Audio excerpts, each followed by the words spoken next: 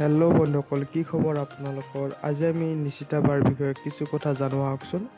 নিশিতা বাৰ আচল নাম হৈছে নিশিতা গোস্বামী। তেওঁৰ নিকনেম হৈছে নিশিতা।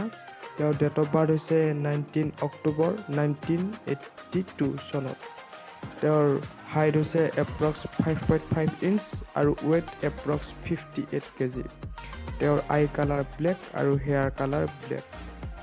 তেওঁৰ ঘৰত তেওঁৰ দেউতাক, মাক, তেওঁৰ হাজবেণ্ড আৰু এটা সন্তান আছে। তেওঁৰ হাজবেণ্ডৰ নাম হৈছে স্বয়ং চক্ৰৱৰ্তী। তেওঁৰ সন্তানৰ নাম হৈছে ৰিভান চক্ৰৱৰ্তী আৰু তেওঁৰ দেউতাকৰ নাম হৈছে প্ৰদীপ গোস্বামী। তেওঁৰ মাকৰ নাম হৈছে আমাৰ সকলোৰে মাজৰ পৰিচিত জনপ্ৰিয় অভিনেত্ৰী মলয়া গোস্বামী বাইদেউ। তেওঁৰ স্কুলীয়া জীৱন আৰম্ভ কৰিছিল কেন্দ্ৰীয় বিদ্যাপীঠ জাগিৰোডৰ পৰা। তেওঁ কলেজীয়া জীৱন আৰম্ভ কৰে সন্দিকৈ গাৰ্লছ কলেজৰ পৰা আৰু তেওঁ ডিগ্ৰী পাছ কৰে অৰ্থাৎ MA পাছ কৰে গুৱাহাটী ইউনিভাৰ্চিটিৰ পৰা। তেওঁৰ ফেভাৰেট এক্টৰ যতীন বৰা আৰু সুনীল ছেত্ৰী আৰু ফেভাৰেট এক্ট্ৰেছ হৈছে বৰষা ৰাণী বৈশ্য আৰু প্ৰিয়ংকা চোপ্ৰা।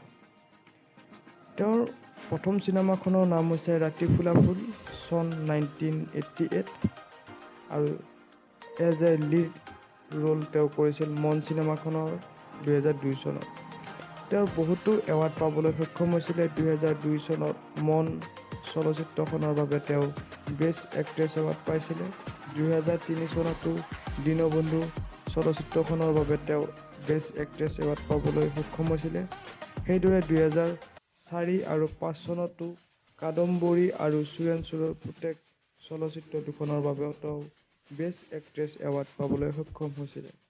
গতিকে বন্ধুসকল, নিশিতা বাৰ বিষয়ে এইখিনিয়ে আছিলে। গতিকে ভিডিঅ'টো ভাল লাগিলে লাইক, কমেণ্ট, শ্বেয়াৰ কৰি দিব আৰু চেনেলটো ছাবস্ক্ৰাইব কৰি দিব।